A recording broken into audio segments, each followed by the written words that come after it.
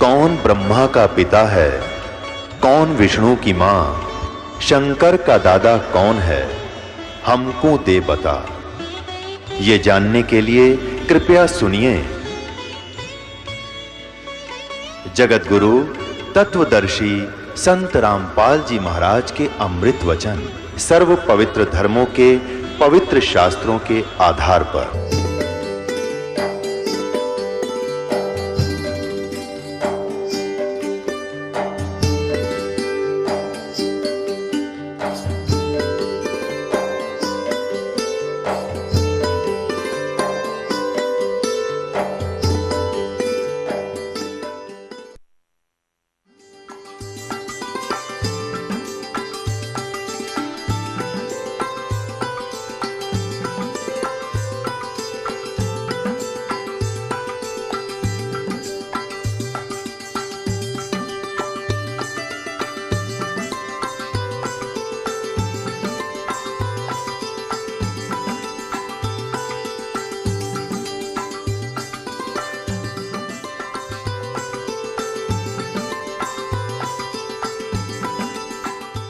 यजुर्वेद अध्याय नंबर 40 के मंत्र नंबर 15 में स्पष्ट किया है कि वायु अनिलम बसमांतम अथिदम अमृतम, वायु अनिलम अमृतम अथिदम बसमांतम शरीरम, ओम कर्तु समर किल्वे समर और कर्तुम समर। ओम नाम का जाप काम करते करते सिमरण करो, विशेष कसक के साथ यानी श्रद्धा के साथ स्मरण करो, किलबलाहट के साथ ररंकार धुन से। यानी एक ऐसी ररंकार धुन, ये नहीं ये नाम देते हैं 5 नाम उनमें नहीं। ररंकार का अर्थ है जैसे मरता हुआ आदमी अपनी जीवन याचना करता है, ऐसे इस मंत्र में श्रद्धा रखे जो भी जाप करे। तो कहते हैं फिर और काम करते करते सिमरण करो, ओम नाम का जाप करो। तो ऋषियों ने ये जान लिया कि ओम इज द मंत्र ऑफ कंप्लीट गॉड। इन्होंने जैसे यजुर्वेद अध्याय नंबर 40 के श्लोक नंबर 15 में तो ब्रह्म अपने विषय में बता रहा है कि मुझ ब्रह्म का ये एक ओम मंत्र है। यजुर्वेद के 40वें अध्याय के अंतिम श्लोक अंतिम अध्याय इस यजुर्वेद का, उसमें स्पष्ट कर दिया है। गीता ज्ञानदाता कहता है कि वो पूर्ण परमात्मा तो प्रोक्ष है, वो तो गुप्त है, वो तो ऊपर सतलोक में रहता, तेजों में लोक में रहता है, और मैं ब्रह्म हूँ, मेरा ओम मंत्र है। मैं ब्रह्म खम माने अंतरिक्ष में रहता हूँ, यानी ब्रह्मलोक में रहता हूँ। मेरी साधना करेगा तो मुझे प्राप्त होगा। तो यह कंसेप्ट क्लियर कर दिया कि वो तो प्रोक्ष है। और फिर उस प्रोक्ष परमात्मा को, गुप्त परमात्मा को, जैसे संसार रूपी वृक्ष की जड़ें जमीन में गुप्त रहती हैं, वो प्रोक्ष है और वहीं से सब कुछ हो रहा है। तो जैसे गीता जी अध्याय नंबर 4 के श्लोक नंबर 32 और 34 में कहा है कि उस तत्व ज्ञान को जो परमात्मा ने आकर बोला है वो तत्व ज्ञान है, सच्चिदानंद घन ब्रह्म की वाणी में। उस ज्ञान को तत्वदर्शी संतों के पास जाकर समझो, उनको दंडवत प्रणाम करने से और फिर नम्रतापूर्वक प्रश्न करने से वो तत्वदर्शी संत तुझे उस परमात्मा के बारे में जानकारी देंगे। गीता ज्ञानदाता कहता मैं नहीं जानता उसके विषय में। अब ये यजुर्वेद अध्याय नंबर 40 के श्लोक नंबर 10 से लेकर 13 में कति कंसेप्ट क्लियर वही किया है कि कोई तो परमात्मा को जन्म लेने वाला बताते हैं साकार, कोई कहते हैं वो असंभवात, वो जन्म लेता ही नहीं, उत्पन्न नहीं होता, वो निराकार। इसकी जानकारी वो धीराणाम माने तत्वदर्शी संत जिनका टिकाऊ ज्ञान है वो बताएंगे, उनसे सुनो। तो इससे सिद्ध हो गया कि वेद ज्ञानदाता और गीता ज्ञानदाता एक है। ये कहता कि मैं भी उस वास्तविक ज्ञान से अपरिचित हूँ। तो इन ऋषियों को वो तत्वदर्शी संत मिला नहीं। यजुर्वेद अध्याय नंबर 40 के मंत्र 15 से ले लिया कि ओम नाम उस पूर्ण परमात्मा का है, और उधर से ब्रह्मा से के लोक वेद से काल के द्वारा दिए गए ज्ञान से उसने ये हठ योग आकाशवाणी की थी, तप करो तप करो, और फिर कहा था अब चलो सृष्टि करो। सूक्ष्म वेद में परमात्मा ने कहा था ब्रह्मा जी को, काल ने क्या बोला, तपो तपो कर वाक्य सुनाया, लोक रचो बल मेरी माया। कि एक तपो तपो कर आवाज कर दी उसने काल ने, और जब तप कर लिया, जब कहा लोक रचो बल मेरी माया, कहती है सब मेरा जाल है, अब लोक रचो, अब सृष्टि रचो, तुम जाओ, वो चार्ज होगी बैटरी, अब अपनी बर्बाद करो। तो यहाँ इन ऋषियों ने कुछ अज्ञान कुछ ज्ञान, जैसे ब्रह्मा जी से प्राप्त ज्ञान से हठ योग शुरू करा। ब्रह्मा जी ने बताया कि मुझे परमात्मा की आकाशवाणी मैंने 1000 वर्ष तप किया, फिर आकाशवाणी हुई कि सृष्टि करो। तो ये भी उन्होंने परम अक्षर ब्रह्म की वाणी मान ली, या थी काल की वाणी आकाशवाणी, और उधर से ओम नाम वहाँ से ले लिया। गीता जी अध्याय नंबर 4 के श्लोक नंबर 8 में लिखा कि अर्जुन, यदि तू हट करके बैठ गया एक स्थान पे तो तेरा निर्वाह कैसे चलेगा। तो कहने का भाव यह है कि हठ योग नहीं करना, किसी भी शास्त्र में नहीं लिखा है। अब आपने सुन लिया, यजुर्वेद अध्याय नंबर 40 के मंत्र नंबर 15 में स्पष्ट किया है कि ओम कर्तु समर, केलवे समर और कर्तुम समर। ओम नाम का जाप काम करते करते सिमरन करो, विशेष कसक के साथ सिमरन करो, अपना मनुष्य जीवन का प्रथम कर्तव्य मूल कर्तव्य जानकर सिमरन करो। हठ योग एक स्थान पर बैठकर करने को नहीं कहा। ऐसा नहीं है कि जैसे आप बैठे हो तो बैठ के भी कर लो, समय काम नहीं है, कोई दिक्कत नहीं, लेट कर लो, चलते कर लो, बैठते। जैसे सूक्ष्म वेद में कहा कि नाम उठत नाम बैठत, नाम सोत जागवे, नाम खाते नाम पीते, नाम से ती लागवे। तो इस प्रकार ये साधना तो इस तरीके की है, ये वेदों अनुसार यानी सदग्रंथों में तो ये सहज साधना है, सहज साधना, सिंपल वर्शिप। और इन्होंने अपने हठ योग ज्ञान से इसको इतना कठिन बना दिया। कोई तप करता खड़ा होकर, कोई उल्टे पैर करके, ऊपर न पैर नीचे को सिर करके, कोई व्रत रख के, कोई पहाड़ों पर जाता भगवान को खोजने के लिए, और कोई कुछ अन्य मंत्र करता है जैसे हरे कृष्ण कृष्ण कृष्ण हरे हरे राधे राधे श्याम मिला दे। ये गीता जी में है कहीं? तो गीता जी में जो लिखा है वो साधना है भक्ति की। उससे छोड़कर जो साधना या मंत्र हम करते हैं वो शास्त्र विधि को त्याग कर मनमाना आचरण है, वो यूजलेस है। गीता जी अध्याय नंबर 16 के श्लोक 23 में कहा कि अर्जुन, जो शास्त्र विधि को त्याग कर मनमाना आचरण करते हैं न तो उनकी गति हो सकती, न उनको सुख हो, ना कोई सिद्धि प्राप्त हो सकती, यानी यूजलेस। तो गीता जी में जो वर्णित विधि है उसके पाने का जो मंत्र है, और फिर शेष संकेत दे रखा है कि उस तत्वदर्शी संत को पूछो, पता करो, तो वो है साधना करने की। उसके अतिरिक्त हम कोई भी जाप करते हैं, गीता जी में केवल एक ओम मंत्र है, नथिंग एल्स। अब इस काल ने एक समस्या और पैदा कर रखी है कि गीता जी में 2 प्रकार का ज्ञान है। एक तो वेदों वाला ज्ञान है, और एक इस काल ने अपना मत भी इसमें थोप रखा है।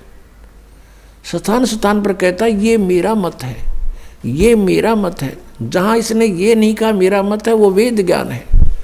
तो इसने 6ठे अध्याय में लिखा है कि एक स्थान पर बैठकर, एकांत स्थान में बैठकर ऐसा आसन लगाओ जो ना ऊंचा हो ना नीचा हो, और बढ़िया मृगछाला या कोई अच्छा वस्त्र बिछाओ, और नाक के अग्र भाग पर ध्यान लगाओ। ये है इसका अपना मत। और फिर अध्याय नंबर 3 के श्लोक नंबर 8 में यह कहता है कि अर्जुन, अगर तू एक स्थान पर बैठा रहा तो तेरा निर्वाह कैसे होगा। तो अगर हम इसको मानेंगे तो 4थे अध्याय वाला कैंसिल हो गया, गलत हो गया।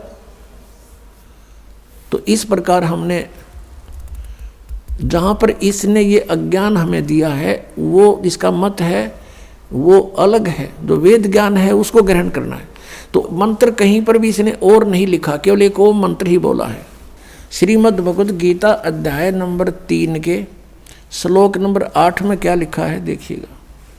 श्रीमद् भगवद गीता, इसके अध्याय नंबर 3 है श्रीमद् भगवद गीता का, और श्लोक नंबर 8 है।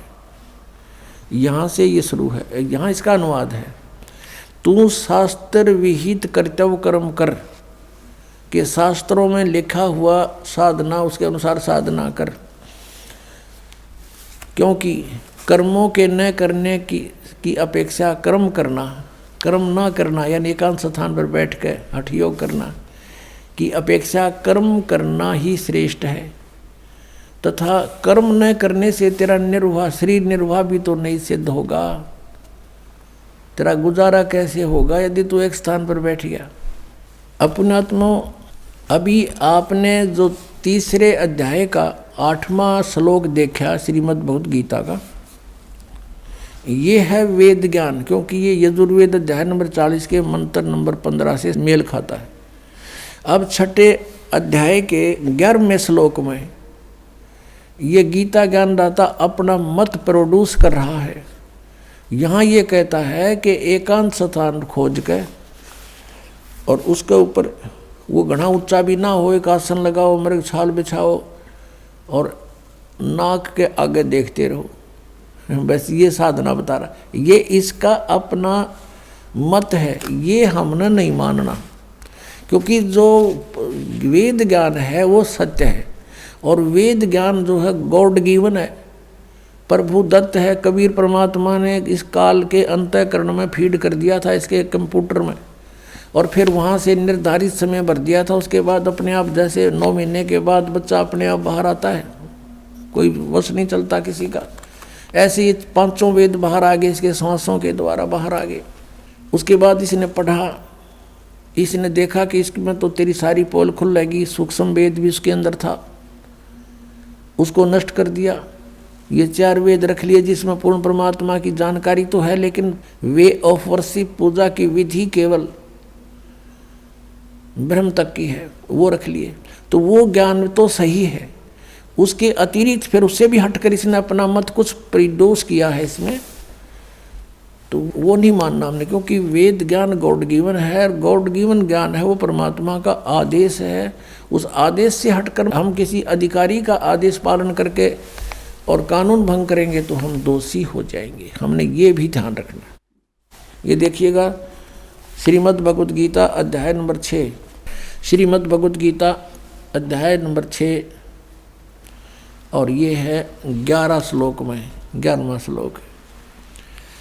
शुद्ध भूमि पर जिसके कर्म से कुसा यानी डाब, कोई घास, मृगछाला और वस्त्र बिछे हैं, यानी पहले डाब हो, फिर मृगछाला हो, फिर उसके ऊपर वस्त्र बिछे हों, और न ऊंचा और न बहुत नीचा हो, ऐसे अपने आसन को स्थिर स्थापन करे। फिर है उस आसन पर बैठकर चित्त और इंद्रियों की क्रियाओं को वश में रखते हुए मन को एकाग्र करके अंतःकरण की शुद्धि के लिए योग का अभ्यास करे। 13वें में देखो, काया, सिर और गले को समान एवं अचल यानी सीधा रख के धारण करके और स्थिर होकर अपनी, वैसे यहाँ से ये 10 में से शुरू होता है, इसकी सारी क्रिया यहाँ से 10 में से शुरू होती है कि मन और इंद्रियों सहित शरीर को वश में रखने वाले आशा रहित, संग्रह रहित योगी अकेला ही एकांत स्थान में स्थिर होकर आत्मा को निरंतर परमात्मा में लगावे। परमात्मा में, अपने में नहीं। आगे फिर देखो, अब 11वां हमने पढ़ लिया कि शुद्ध भूमि पर एकांत स्थान तो ऊपर पढ़ लिया। कर्म से ये पहले डाब बिछी हो, फिर मृगछाला हो, फिर वस्त्र बिछे हो, ऐसा आसन लावे, ना घना ऊंचा हो ना ज़्यादा नीचा हो। इस प्रकार अपने आसन को स्थिर स्थापन करे। फिर 12वें में कहा है कि उस आसन पर बैठकर चित्त और इंद्रियों को, क्रियाओं को वश में रखते हुए मन को एकाग्र करके अंतःकरण की शुद्धि के लिए योग का अभ्यास करे। अब 13वें में, छठे अध्याय का 13वां पढ़ रहे हैं। काया, सिर और गले को सम्मान एवं अचल करके धारण करके और स्थिर होकर अपनी यानी एक स्थान पर डट कर बैठे। अपनी नासिका के अग्रभाग पर दृष्टि जमाकर अन्य दिशाओं को न देखता हुआ। अब ये हम देख रहे हैं 14वां,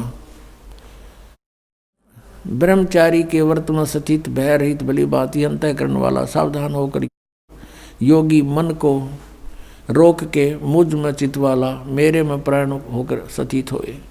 अब यहाँ फिर इसका मतलब रहा ये वश में किए हुए मन वाला योगी इस प्रकार आत्मा को निरंतर मुझ में प्रवेश करके मुझ परमेश्वर के रूप में लगाता हुआ मुझ में रहने वाली मुझ में रहने वाली यानी मेरे तक ही सीमित ब्रह्मलोक में जाने वाली परमानंद की परिकाष्ठा रूप शांतिम को अधिगच्छन्ति प्राप्त होता है।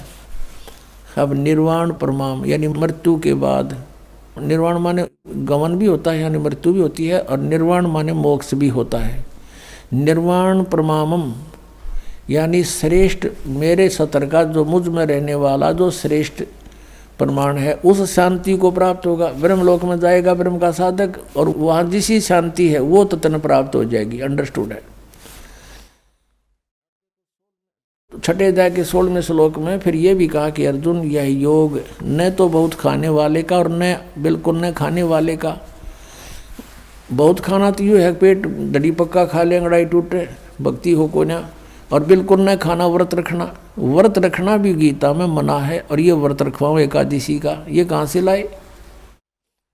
और न बहुत सहन करने वाले सोने वाले का, और न अधिक जागने वाले का सिद्ध होता है। यानी अब ये साधना भी जो इसने बताई है काल भगवान ने ब्रह्म ने,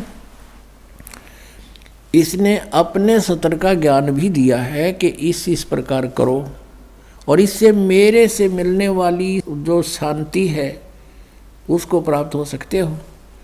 और ब्रह्म से जिसी शांति मिला वो पता ही है। ब्रह्मलोक में गए, वहाँ से फिर जन्म मृत्यु में जैसे चुनक ऋषि की चल रही है ये क्रिया, उसके लिए बताया जा रहा है। तो ये छठे अध्याय का है, ये 10 से लेकर और अभी आपने 15 तक पढ़ा, 16 तक पढ़ा। 16वें में तो ये भी कंसेप्ट क्लियर कर दिया है कि व्रत रखना भी व्यर्थ है, और ये एकादशी का व्रत तो बहुत महत्वपूर्ण कर बताते।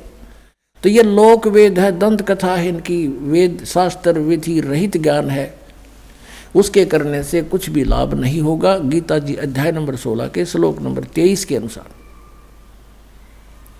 अब हम फिर उसी प्रसंग पर आते हैं कि जैसे तीसरे अध्याय के 8वें श्लोक में गीता ज्ञानदाता कहता है यदि तू एक स्थान पर बैठ गया, ये तो वेद ज्ञान है, और काम छोड़ दिया, तेने कर्म करेगा नहीं, तो तेरा निर्वाह कैसे होगा। ये तो सही है। और यहाँ इसने बताया छठे अध्याय के अंदर 10 से लेकर 15 तक ये बताया कि इस प्रकार करने से और मुझ से मिलने वाली जो शांति व तन पता जैसी मिलेगी, ब्रह्मलोक प्राप्त होगा, वो प्राप्त हो सकती है। तो ये इसका मत है। हमने इसके मत को स्वीकार नहीं करना जो सूक्ष्म वेद में लिखा है, और उसके वही जो का जो गीता में मिलता है वो सही क्लियर ज्ञान है, स्पष्ट ज्ञान।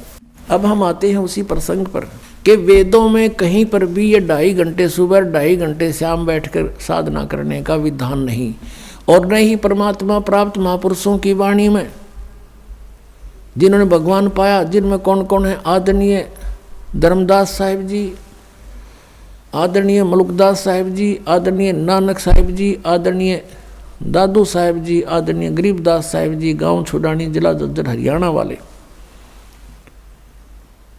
और आदरणीय घीसा दास साहिब जी, गांव खेकड़ा जिला मेरठ वाले, उत्तर प्रदेश वाले।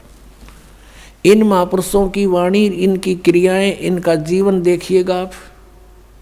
ये सभी काम करते थे, गृहस्थी थे, बाल बच्चेदार थे, अपना जो भी जिसका जैसा व्यवसाय था उस काम के करते करते भक्ति किया करते थे, और वैसा ही विधान वो बताकर हमें चले गए। हम अब उसी प्रसंग पर आते हैं 7वें अध्याय के 18वें श्लोक में, जो गीता ज्ञानदाता कहता है कि मेरी साधना करने वाले जो मेरी भक्ति करते हैं वो मेरे वाली ही अनुत्तम गति में सचित है, इसी में रह गई, पार नहीं हुए। तो ये चुनक ऋषि था, इसने वेदों को पढ़ा और ब्रह्मा जी या अन्य ऋषियों से कुछ ज्ञान जो इसने ग्रहण किया, उससे तो हठ योग और ओम नाम का जाप, ये वेदों अनुसार ब्रह्म का काल की पूजा कर ली। तो इन दोनों को करते हुए ये क्या करते हैं, पहले बैठते हैं, ओम नाम का जाप शुरू करते हैं, उच्चारण करते करते, फिर धीरे धीरे ये अंतर्मुखी होने लग जाते हैं, हठ योग करते रहते हैं साथ में। हठ योग करते हैं तो इनकी अंदर जो हमारे शरीर में चैनल बने हुए, चैनल जैसे टीवी में होते हैं, मूल कमल ये गणेश जी का चैनल है। उसके लोक में जो कुछ भी क्रियाएं हो रही हैं उसको हम अपनी बॉडी में बने इस चैनल पर देख सकते हैं, जिसका ये चैनल ऑन हो गया। और दूसरा स्वाद चक्र है, उसमें सावित्री ब्रह्मा जी का चैनल है, उसके लोक का जो भी कार्यक्रम हो रहा है इसमें हम देख सकते हैं। फिर नाभि कमल है, नाभि कमल में विष्णु और लक्ष्मी जी के लोक की क्रियाएं इस नाभि कमल रूपी चैनल में आप देख सकते हैं, वहाँ के हो रहा है। जिसकी दृष्टि आत्मा इसमें पहुंच गई उसमें वो वहाँ देख सकता है, दूरबीन इसकी वहाँ लग गई है। हृदय कमल में दोनों सतनों के बीच में यहाँ हृदय कमल है, बैक में, रीढ़ की हड्डी के अंदर की तरफ, बैक बोन के अंदर की तरफ। तो वहाँ पर भगवान शिव और पार्वती का ये चैनल है, कमल है, और उनके लोक में जो कुछ भी होता है वो इसमें देखा जा सकता है।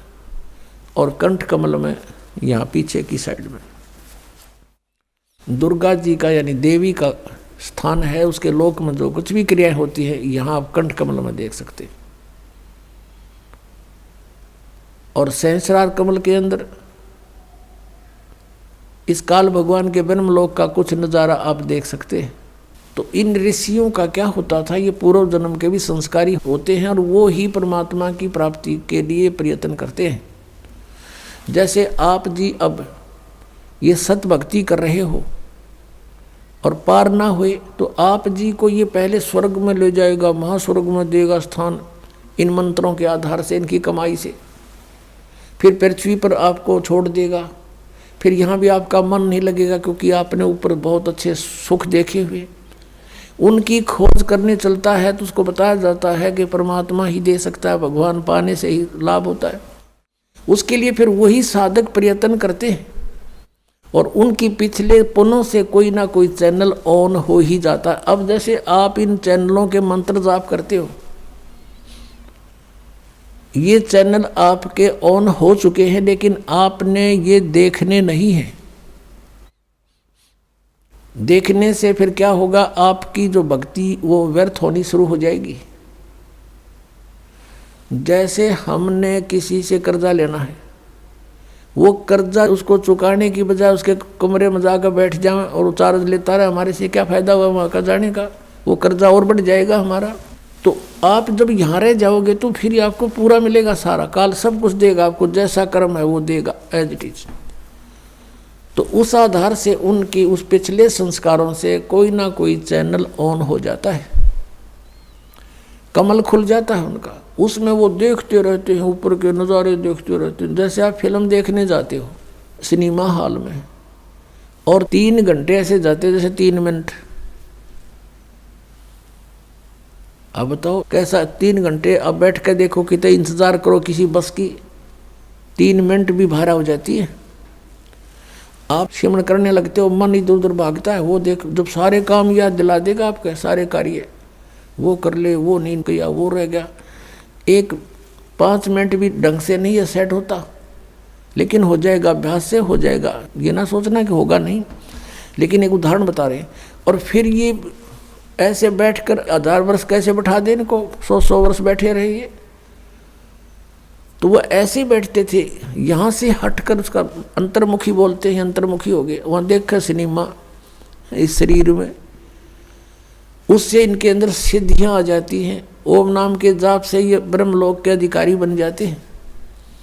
और यहाँ का विधान है इस भगवान काल के लोक का कि जैसे कर्म कोई करेगा वैसा ही फल मिलेगा, पुण्य भी मिलेंगे पाप भी मिलेंगे, दोनों आपको भोगने पड़ेंगे, इसमें कोई परिवर्तन नहीं हो सकता। केवल परम अक्षर ब्रह्म पूर्ण परमात्मा सतपुरुष कबीर साहिब की सत भक्ति सतनाम से करके 2 अक्षर के नाम तक हम अपने पापों का नाश कर सकते हैं और वो परमात्मा हमारे प्रारब्ध के सब बैड अकाउंट को नाश करके नया लिख देता है। और कोई भी उस परमात्मा के अतिरिक्त कोई भी प्रभु जिनको हम प्रभु मानते हैं, सरपुरुष अक्षर पुरुष, श्री ब्रह्मा रजगुण, श्री विष्णु सतगुण और श्री शिव जी तम गुण, ये भी परिवर्तन नहीं कर सकते। तो स्वयं कहते हैं हम तो नियमित कार्य करते हैं, जिसका जैसा वर्क है वैसा ही उसका वर्क डन देते हैं। अब फिर यहाँ प्रसंग आ रहा है कि हम इस तरह की साधना करते रहे और ये हजारों वर्ष तक बैठे रहे। इनकी कुछ सिद्धियां बन गई और कुछ ओम नाम के जाप से ब्रह्मलोक के अधिकारी बन गए। और इसने स्पष्ट किया है कि 7वें अध्याय के 24 और 25 श्लोक में कि अर्जुन, ये मूर्ख जन समुदाय मुझे कृष्ण मान रहा है। I am not Krishna. ये मुझ अव्यक्त को व्यक्तम आपनम मनन्ते, ये मुझ अव्यक्त को, अव्यक्त माने मैं गुप्त रहता हूँ, अपनी योग माया से छुपा रहता हूँ, मैं किसी के सामने कभी नहीं आता। ये मेरा घटिया विधान है, अटल घटिया, अनुतम। अब यहाँ अनुतम क्यों कहा आपने उसको, विधान को अटल, कि ये कभी नहीं चेंज हो सकता, मैं कभी किसी के सामने नहीं आऊँगा, ये मेरा अनुतम अटल विधान है।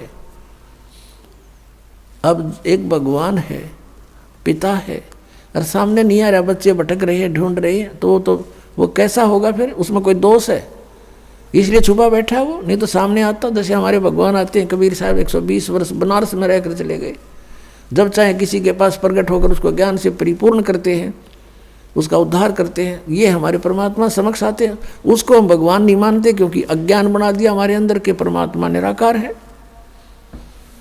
हम इस आधार से उस भगवान को नहीं पहचान पाए थे अभी तक। अब इस तत्व ज्ञान के प्रकाश में हम भगवान को पहचानेंगे और यथार्थ भक्ति मार्ग को जानेंगे। अब प्रसंग चल रहा है कि वो चौणक ऋषि जैसे जो महापुरुष थे, उन्होंने हठ योग किया और इसने ये कसम खाई है, प्रतिज्ञा कर रखी है 7वें अध्याय के 24-25 में कि मैं कभी भी किसी के समक्ष नहीं आऊँगा। और ये मुझे कृष्ण मान रहे हैं, मुझ अव्यक्त को व्यक्ति आपनम मनन्ते, ये मुझे इस व्यक्ति रूप में मान रहे हैं, श्री कृष्ण रूप में। अब श्री कृष्ण ने होकर कि मैं व्यक्ति नहीं हूँ, तो ये तो बात सच्ची थोड़ी, तो स्पष्ट करें व्यक्ति रूप में। वो बोल रहा है श्री कृष्ण में, और मैं छुपा रहता हूँ अपनी योग माया से। और श्री कृष्ण जी तो प्रगट है, वो छुपा कहाँ है?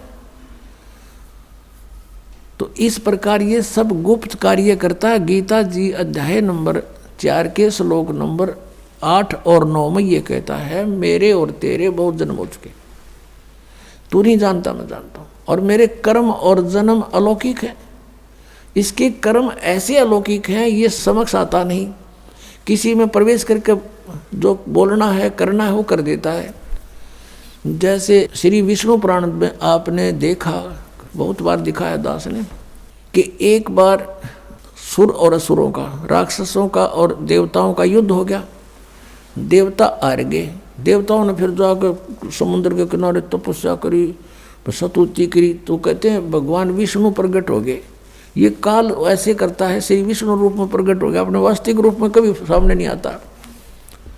और वहाँ उन्होंने पूछा कि ऐसे समस्या है, तो उसने कहा कि आप, एक ससाद नामक राजा है, उस ससाद के पुत्र पुरंजय को युद्ध के लिए खड़ा कर लो, राक्षसों के साथ युद्ध में उसको भी राजी करके खड़ा कर लो, मैं फिर उसके शरीर में प्रवेश करूंगा और फिर राक्षसों को मार डालूंगा। ऐसे ही 242 पृष्ठ पर इसने कहा है कि एक बार नागों का और गंधर्वों का आपस में युद्ध हो गया। गंधर्वों ने नागों को हरा दिया, उनके सब बहुमूल्य लालमणि ले गए। तब उन नागों ने, यानी नागवंशी व्यक्तियों ने स्तुति की, भगवान विष्णु प्रकट हुए। उसने कहा कि उस मानधाता के पौत्र पुरकुत्स को तैयार करो युद्ध के लिए, और मैं उसमें प्रवेश करके सब इनको मार डालूंगा, गंधर्वों को। ऐसा ही किया। तो ऐसे ये कहता है मेरे जन्म और कर्म अलौकिक हैं। अब यहाँ ये कहता है कि 7वें अध्याय के 24-25वें श्लोक में गीता जी में कि मेरे को ये नहीं समझ पा रहे, मैंने प्रतिज्ञा कर रखी है, ये मेरा अटल घटिया नियम है, अनुत्तम नियम है कि मैं कभी किसी के समक्ष अपने वास्तविक रूप में नहीं आता, अपनी योग माया से छुपा रहता हूँ, गुप्त रहता हूँ। तो पुण्यात्मा, अब इन ऋषियों ने हठ योग किया, हजारों वर्ष तक साधना की। अब इसने कहा कि अब जैसे गीता जी अध्याय नंबर 11 के श्लोक नंबर 47-48 में कंसेप्ट क्लियर कर दिया गीता ज्ञानदाता कि मेरा ये है वो रूप, स्वरूप, विराट रूप जो मैं तुझे दिखा रहा हूँ, ये है मेरा काल रूप, ओरिजिनल रूप, ओरिजिनल बॉडी, और ये तेरे से अतिरिक्त पहले कभी किसी ने नहीं देखा, और न ही मेरी प्राप्ति यानी मेरे दर्शन, इस रूप के दर्शन, मेरे दर्शन, न वेदों में वर्णित विधि से, न कोई जप से, न किसी तप से, न किसी क्रियाओं से, न यज्ञ से मेरे दर्शन, मेरी प्राप्ति नहीं हो सकती, मेरे इस रूप के दर्शन नहीं हो सकते। अपने आत्माओं कंसेप्ट क्लियर हो गया कि वेदों में वर्णित विधि से भगवान प्राप्ति नहीं हो सकती। यही कारण रहा कि इन्होंने वेदों के आधार से साधनाएं की, ओम नाम का जाप और हठ योग और ये किए सारे, इनसे परमात्मा के दर्शन तो हुए नहीं। इन्होंने समाधि दशा में देखा, किसी ने तो कहा मुझे केवल प्रकाश दिखाई देता, वो सहस्रार कमल में चले गए, और किसी ने कहा कि समाधि दशा में मुझे ब्रह्मा जी के दर्शन हुए, कोई कहता मुझे विष्णु जी के रूप में दर्शन हुए, यही पूर्ण परमात्मा है, कोई कहता मुझे शिव जी के दर्शन हुए, यही समर्थ शक्ति है।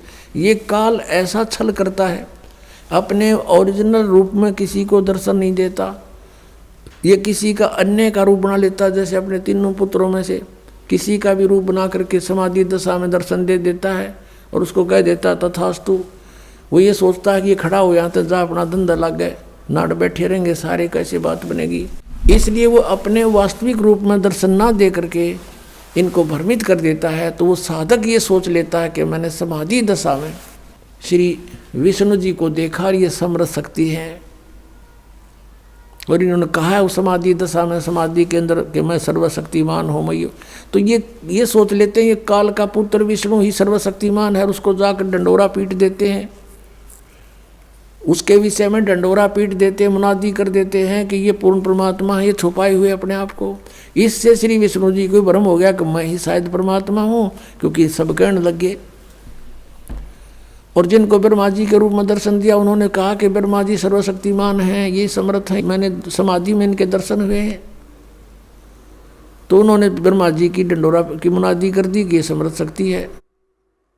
और जिसको शिव जी के रूप में दर्शन दिए उसने उनके बारे में कह दिया कि ये समर्थ शक्ति है और ये सर्वेश्वर है, ये काल के पुत्र। और ये करता खेल सारे ये काल है, ब्रह्म है, सरपुरुष है, ये इनके रूपों में आकर दर्शन दे देता है। जैसे ब्रह्मा और विष्णु जी का इसी कारण से झगड़ा हो गया। ब्रह्मा जी को भ्रम हो गया मैं सृष्टि उत्पत्ति करता हूँ, विष्णु जी को भ्रम हो गया कि ब्रह्मा तो मेरी नाभि कमल में प्रकट हुआ है तो मेरा पुत्र है। इस बात पर झगड़ा हो गया। वो कहे मैं तेरा बाप, वो कहे मैं तेरा बाप। विष्णु कहे ब्रह्मा जी को मैं तेरा बाप, ब्रह्मा जी कहता मैं तेरा बाप, मैं सारी सृष्टि का पिता हूँ, जगत पिता हूँ, उत्पत्ति करता हूँ। तो उस समय इस काल भगवान ने इनके बीच में एक स्तंभ खड़ा कर दिया, पिलर, जिसको शिवलिंग बोलते हैं, तेजो में शिवलिंग, लिंग माने स्तंभ। वो खड़ा हुई, फिर झगड़ा करना भूल गए। हम लंबा चैप्टर ना करते, इसको संक्षेप में कहते हैं। तो वहाँ पर ये अपने पुत्र शिव जी के रूप में आ गया वहाँ पर, और दुर्गा को लिया ये पार्वती रूप में, और फिर इनको उपदेश देने लगा कि तुमने अपने आप को भगवान मान लिया, बहुत बड़ी गलती की है। यू आर नॉट गॉड, तुम ईश नहीं हो। तो इस प्रकार ये इसने प्रतिज्ञा कर रखी है कि मैं अपने वास्तविक रूप में कभी किसी के सामने नहीं आऊँगा, अपनी योग माया से छुपा रहता हूँ। अपने ओरिजिनल रूप के ऊपर इसने और दूसरा रूप धारण करके आके खड़ा हो गया। तो ऐसे इन ऋषियों ने जो साधनाएं की, हठ योग किए, टुणक जैसे ऋषियों ने, परमात्मा मिला नहीं, किसी को प्रकाश रूप में दिखाई देगा। इन्होंने फिर ये बता दिया कि परमात्मा निराकार है, परमात्मा निराकार है, उसका समाधि दशा में केवल प्रकाश देखा जाता है। अब इनको कोई पूछे, बूढ़ी आत्माओं को, कोई ये कहे कि हमने सूर्य का प्रकाश देखा और सूर्य निराकार है, तो बताओ कोई अकल है उसमें? अब जैसे आप यहाँ शेड के अंदर बैठे हो, आपको बाहर प्रकाश दिखाई देता है, तो तो आपने किसी को बता दिया कि सूर्य का प्रकाश दिखाई देता, बाहर रोशनी बहुत है, और वो अंधा सुन रहा हो कोई। अब उस अंधे ने उस आंखों वालों से इतना तो सुन लिया कि परमात्मा का प्रकाश दिखाई दे रहा है, फिर वो आगे अंधों में ही लग गया प्रवचन करने। कहते सूर्य का मैंने प्रकाश देख लिया, मेरी आंखें आ गई हैं। फिर वो अंधे पूछते हैं तो सूर्य कैसा है? वो कहता सूर्य तो निराकार है, दिखाई थोड़ा देता है। अब उस अज्ञानी ने किसी से, आंखों वाले से सिर्फ इनकम्प्लीट नॉलेज सुन लिया, पूरा नहीं सुना, अधूरा ज्ञान सुना, और उससे स्वयं ही पाक गया वो। फिर प्रभु अंधों में अंधा ही अपने आप को आंखों वाला सिद्ध करने की कुचेष्टा करता हुआ कहता है कि मैं सूर्य का प्रकाश देखता हूँ। फिर उससे कोई पूछता है कि सूर्य कैसा है? वो तो निराकार है, दिखाई थोड़े ही देता है। तो इन अज्ञानियों की आज तक ये थ्योरी थी, ये विधान था, ये सिद्धांत था कि परमात्मा का केवल प्रकाश देखा जाता है और परमात्मा निराकार है। ये कोई बात हुई? अब कोई कहे हमने ट्यूबलाइट देखी, ट्यूब का प्रकाश देखा, और ट्यूब को निराकार बतावे, क्या वो आंखों वाला हो सकता है? वो सुना सुना बकरा है। तो ऐसे ही इन्होंने जो हठ योग किए, इनको कुछ नहीं प्राप्त हुआ। इसने कह रखा है कि ना वेदों में वर्णित विधि से 11वें अध्याय के 47-48 श्लोक में गीता जी में, ना वेदों में वर्णित विधि से, न यज्ञों से, न जप से, न तप से, न किसी मंत्र से, मैं किसी प्रकार से भी मेरी प्राप्ति, मेरे दर्शन नहीं हो सकते। इसी कारण से इन्होंने हठ योग किए, काल के न दर्शन दिए नहीं, क्योंकि इन्हें बीज बबूल का बोरा क्या, इन साधना ब्रह्म की ये कह मैं दर्शन दूँ को ना। तो ये यहाँ पर आंट लगी रही। तो इन्होंने अपना अज्ञान सिद्धांत बनाकर समाज में प्रवेश कर दिया कि परमात्मा निराकार है, वो दिखाई थोड़ा देता है, तो सबने मान लिया। इसी आधार से चाणक्य ऋषि ने साधना की, हठ योग किया। परमात्मा तो मिलना था ही नहीं, मिला नहीं, एटम बम बन गया, सिद्धियां आ गई, इतनी सिद्धियां आ गई, कहते हैं 1 सेकंड में सभी इन 7 लोगों ने नष्ट कर दे, अतल उतल पताल, इनमें एक वचन से सब के सब उससे भय मानने लगे। बताइए थे ऋषि जिन डरते पीछे लाग रहे थे। तो फिर वो जब साधना काल उसकी समाप्त हुई, उससे वचन से कुछ अटपटी सी होने लगी, लोग पीछे लग गए, ऋषिश्वर कहला गए, ऋषिश्वर ऋषियों में श्रेष्ठ। एक समय एक मानधाता नाम का चक्रवर्ती राजा था, पूरी पृथ्वी पर शासन था उसका, पूरी पृथ्वी का शासक था। और ये क्या करते हैं, कुछ वर्षों के बाद एक जांच करते हैं अपने शासन की कि कहीं किसी मेरे अधीन राजा ने मेरी पराधीनता अस्वीकार तो नहीं कर दी है। घोड़ा छोड़ दिया जाता था जो राजा का पर्सनल औरस होता था, निजी घोड़ा राजा का, उसके ऊपर व्यक्ति कोई नहीं बैठता था। उसके गले में एक पंपलेट टांग देते थे, एक इश्तेहार लगा दिया जाता था, और उस पर लिख दिया जाता था कि जिस भी राजा को चक्रवर्ती राजा मानधाता चक्रवर्ती की पराधीनता अस्वीकार हो, वो इस घोड़े को बांध ले और युद्ध के लिए तैयार हो जा। राजा के पास 72 अक्षौणी सेना है, उसकी डिटेल लिख दी जाती थी कि ताकि खाम का कोई आग में हाथ ना दे बैठे, उसको पहले बता दें कि राजा के पास इतनी सेना भी है। तो वो पूरी पृथ्वी पर घोड़ा घूमे आए, साथ में हजारों की संख्या में सैनिक उसके साथ थे, घूमे आए। किसी ने घोड़े को नहीं पकड़ा, यानी इस पूरी पृथ्वी पर सभी ने उसकी पराधीनता स्वीकार थी। जब वो जा रहे थे तब भी चाणक्य ऋषि ने देखे कि घोड़े पर कोई भी नहीं सवार है और बाकी सब घोड़े पर बैठे हैं, क्या कारण है। वापस जब आए, ऋषि से रहा नहीं गया, उसने कारण जाना कि इस घोड़े पर क्यों नहीं बैठा भाई कोई भी, क्या बात है। तब उसको बताया गया कि राजा मानधाता चक्रवर्ती का घोड़ा है, इस पर किसी को अलाउड नहीं बैठने का। और इसके गले में जो पंपलेट लिखा है, इसमें लिखा है ऐसे ऐसे, और ये पूरी पृथ्वी पर घूम आया है। किसी ने भी राजा के साथ युद्ध करने की चेष्टा नहीं की, किसी की हिम्मत नहीं बनी। अब चुनक ऋषि ने कहा कि क्या तुम्हारे चक्रवर्ती राजा मानधाता का किसी ने युद्ध नहीं स्वीकार किया? तो सैनिक तो होते ही हैं, ये कुबोल भी होता है, एक आधा 2 सिपाही होते हैं। उसने कहा कि है किसी में हिम्मत, उसकी जाड़ फोड़ दें हम। हमारे राजा के पास 72 अक्षौणी सेना है।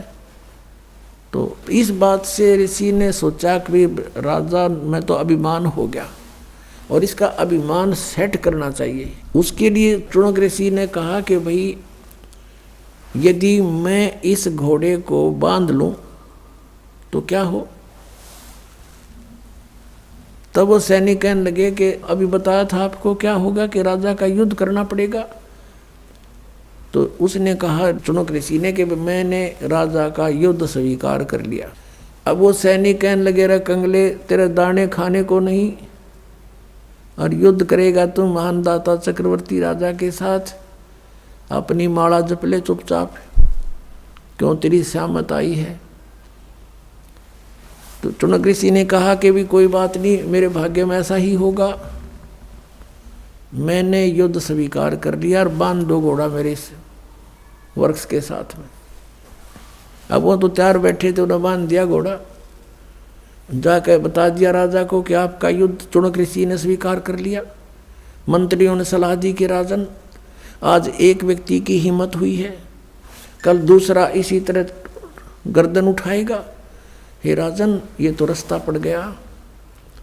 और कहते हैं अंग्रेजी में nip the evil in the bud, कि बुराई को इसको शुरुआत में ही खत्म कर देना चाहिए। इस आधार से औरों को भय पैदा करने के लिए मानदाता चक्रवर्ती राजा ने अपनी 72 करोड़ सेना का, 72 अक्षौणी सेना को समझने के लिए स्वाभाविक समझ लो 72 करोड़ सेना को 18 करोड़ की 4 टुकड़ी कर ली। प्रथम टुकड़ी एक बार 18 करोड़ सैनिक भेज दिए एक व्यक्ति को मारने के लिए। उधर से उस काल के पुजारी ने, चुनक ऋषि ने अपने सारे जीवन की साधना का एटम बम बना लिए, 4 पुतली तैयार कर ली वचन से, और एक पुतली छोड़ दी, 18 करोड़ सेना का नाश कर दिया।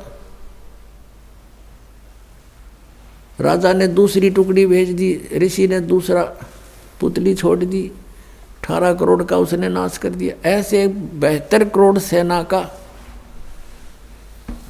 उस चुनक ऋषि ने विनाश कर डाला। अपनी आत्माओं, वो ऋषि था, उसके सिर में दर्द था राजा के साथ पंगा लेना। साधुओं का काम अपना होता है, लेकिन इस काल ने ये करवाना होता है। रिमोट इसके हाथ में है, इनको एटम बम बना लेता है और फिर इनके किए हुए कर्म इन्हीं के सिर पे रख देता है। अब चुनक ऋषि ने जो ओम नाम का जाप और हठ योग किया, उससे उसका तप बन गया और ओम नाम के जाप से ब्रह्मलोक के लिए अधिकारी बन गया। और जो उसके बाद उसका पुण्य वहाँ समाप्त हो लेगा, ब्रह्मलोक में जाने के बाद वापस आएगा, पृथ्वी पर राजा बनेगा, तब से राज्य प्राप्त होता है। और जो उसने अपनी वचन से 72 करोड़ सेना का नाश कर दिया, उसका दंड भी उसको भोगना पड़ेगा। चाहे कोई वचन से मारो, चाहे कोई विष देकर मारो, चाहे कोई गोली से मारो, लाठी से मारो, वो अपराधी है। परमात्मा उसको अवश्य दंड देता है। और यहाँ का भी विधान है कि जैसे कर्म जिसने किए हैं दोनों भोगने पड़ेंगे। आपके दोनों अकाउंट ओपन हैं, बुरे अलग डिपॉजिट होते हैं और अच्छे अलग जमा होते हैं, और दोनों भोगने पड़ेंगे। जब ये ऋषि अपने सब पुण्यों का नाश कर लेगा और राज्य भी भोग लेगा, उसके बाद ये कुत्ते की योनि में जाएगा, इसके सिर में कीड़े पड़ेंगे और फिर ये सिर मारता फिरा करेगा।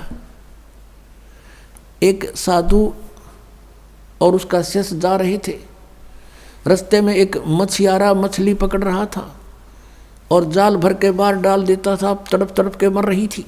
उस शिष्य ने पूछा, हे गुरुदेव, इस अपराधी प्राणी को क्या दंड मिलेगा? गुरु जी चुप रहे कि आजा बेटा, फिर कभी बताऊंगा। 4-5 वर्ष के बाद गुरु शिष्य दोनों कहीं से गुजर रहे थे।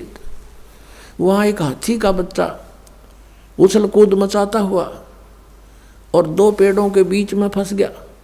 वो बिल्कुल निकट निकट थे। उसमें से ऐसे झटकम पटकम होकर बाहर निकलने की खूब चेष्टा करते हुए उसकी सारी खाल छुल गई और किसी भी तरह वो बाहर अवश्य आ गया, लेकिन उसमें कीड़े पड़ गए उसके जख्म में, और वो पड़ा पड़ा चिल्ला रहा है और करोड़ों कीड़े उसको खा रहे हैं, नोच रहे हैं मोटे मोटे। तब शिष्य ने पूछा कि हे गुरुदेव, इस प्राणी को कौन सा दंड भोगने को मिल रहा है? उस समय गुरु ने मुंह खोला कि बेटा, आपको याद होगा एक समय एक मछियारा मछली पकड़ रहा था। कहाँ गुरुदेव, आपने प्रश्न किया था इसको क्या सजा मिलेगी? कहाँ गुरुदेव, कि ये वही मछियारा है, ये हाथी का बच्चा, और जितनी मछलियां आज इसके मांस को खा रहे हैं, नोच रहे हैं, ये कीड़े बनकर। तो पुण्यात्माओं, श्रीमद् भगवद गीता अध्याय नंबर 7 के श्लोक नंबर 29 में कहा है कि जो तत्ब्रह्म से और पूरे अध्यात्म ज्ञान से और सभी कर्मों से परिचित है, वो व्यक्ति केवल जरा और मरण से ही छूटने का प्रयत्न करता है। तो ये अखिल कर्म, ये सारे कर्म ऐसे समझने पड़ेंगे अपने। परमात्मा ने लिखा है कि तुमने उस दरगाह का मैल नहीं देखा और धर्मराज के तिल तिल का लेखा। आज तुम गलतियां करते हो, रिश्वत लेते हो, किसी के साथ 100 मिलावट करते हो, डाके मारते हो, चोरी करते हो, एक एक तिल का हिसाब होगा वहाँ पर। तुमने उसका पता नहीं, इसलिए तुम विष खा रहे हो। अब फिर हम वही आते हैं कि 7वें अध्याय के 18वें श्लोक में गीता ज्ञानदाता ने अपनी गति को अनुत्तम क्यों कहा, अश्रेष्ठ क्यों कहा, घटिया क्यों कहा, बैड क्यों कहा? अब इसलिए कहा कि ना तो परमात्मा प्राप्ति हो सकती, पूर्ण मोक्ष नहीं होता, जन्म मृत्यु समाप्त नहीं होती। गीता ज्ञानदाता कहता है मेरे भी जन्म मृत्यु होते हैं अर्जुन, तेरे भी होते हैं। यानी वो शाश्वत स्थान ब्रह्म साधना से प्राप्त नहीं होता, जहाँ जाने के बाद साधक ब्रह्म शांति को प्राप्त होता है। गीता जी अध्याय नंबर 18 के श्लोक नंबर 62 में जिसके विषय में कहा कि अर्जुन तू सर्वभाव से उस परमेश्वर की शरण में जा, उसकी कृपा से ही तू परम शांति को, सनातन परम धाम को प्राप्त होगा। फिर 15वें अध्याय के 1 से 4 में कहा है कि तत्वदर्शी संत के मिलने के उपरांत परमेश्वर के उस परम पद की खोज करनी चाहिए, जहाँ जाने के बाद साधक फिर लौटकर कभी संसार में नहीं आते, केवल उसी की भक्ति करो, गीता ज्ञानदाता स्पष्ट करता है। और अपने विषय में 4थे अध्याय के 5 से लेकर 9 तक और दूसरे अध्याय के 12 में 10वें अध्याय के 2 में कहता है कि अर्जुन तेरे मेरे बहुत जन्म हो चुके, तो नहीं जानता मैं जानता हूँ, मेरे जन्म और कर्म अलौकिक है। और मेरा ओम नाम है 8वें अध्याय के 13वें श्लोक में। ओम नाम के जाप से जो मिलने वाली गति मेरी सबसे उत्तम गति है, श्रेष्ठ गति है, परम गति है मेरी। और वो गति कहाँ है? ब्रह्मलोक में जाना। ब्रह्मलोक में गए हुए प्राणी फिर पुनर्वृत्ति में आते हैं। इसलिए 7वें अध्याय के 18वें श्लोक में कहा कि ज्ञानी आत्मा है तो अच्छी, इनको परमात्मा पाने के लिए न समर्पण कर दिया, हजारों वर्षों तक अपने शरीर को नष्ट होने की परवाह भी ना करते हुए भक्ति करते रहे, लेकिन इनको वो मार्ग नहीं मिला जिससे पूर्ण मोक्ष हो सकता है। ये मेरे वाली अनुत्तम अश्रेष्ठ घटिया गति में ही सचित रहे।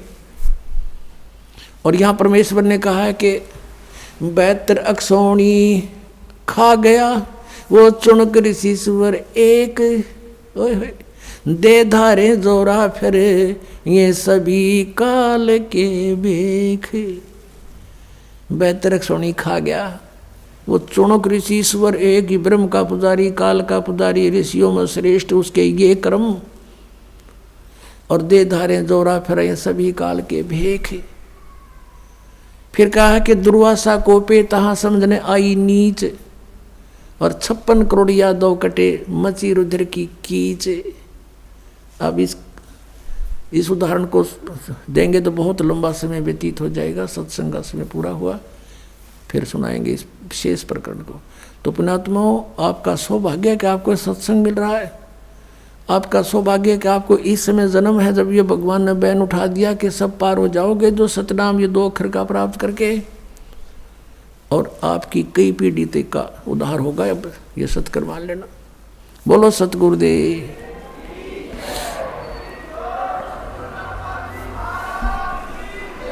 सत साहेब। परमपिता परमात्मा पूर्ण ब्रह्म सर्व सृष्टि रचनहार कबीर देव जी, कबीर परमेश्वर जी हम सभी आत्माओं के पिता हैं, परम पिता हैं। ये सब के उत्पादक हैं। यही हमारे हमदर्द हैं। हम प्राणियों को यहाँ दुखी देखकर वो परमात्मा वहाँ से सतलोक से चलकर आते हैं। काल भगवान जिसके लोक में हम रह रहे हैं, ये 21 ब्रह्मांड इस काल भगवान के हैं। इस काल भगवान के द्वारा फैलाए गए अज्ञान को समाप्त करने के लिए वो परमात्मा अपने निज स्थान सतलोक से चलकर गति करके यहाँ आते हैं। ये उस परमात्मा का विधान है। और अपनी नेक आत्माओं को, अच्छी आत्माओं को, दृढ़ भक्त को वो आकर के मिलते हैं, उनको ज्ञान से परिचित कराते हैं। ये विधान है परमात्मा का, ऐसे गुण हैं भगवान के। पुण्यात्माओं, जब से ये आत्मा भगवान से, परमात्मा से अलग हुई है, बिछुड़ी है, उसी दिन से इसको परमात्मा के अभाव का एहसास हो गया था। जो सुख इसको वह परमात्मा के चरणों में प्राप्त था, उसको यहाँ नहीं प्राप्त हुआ।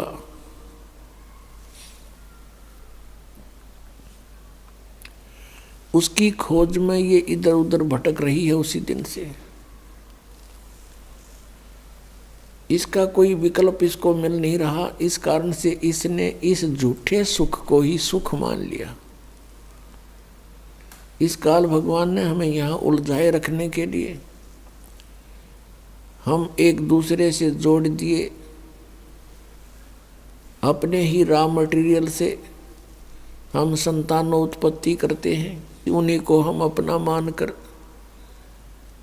उन्हीं में आसक्त रहते हैं। टाइम पास हो जाता है और ना जाने कब किसकी मृत्यु हो जाती है। छोटे छोटे बच्चे होते हैं, पिता की मृत्यु होगी, कोई और कमाने वाला नहीं। हाहाकार मचा हुआ है।